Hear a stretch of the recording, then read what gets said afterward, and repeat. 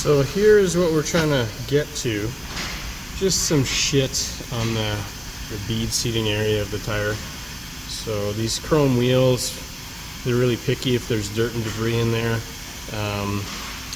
So just going to take some Scotch-Brite and some elbow grease and clean that up, seal it, check it with the soapy water, and we should be good.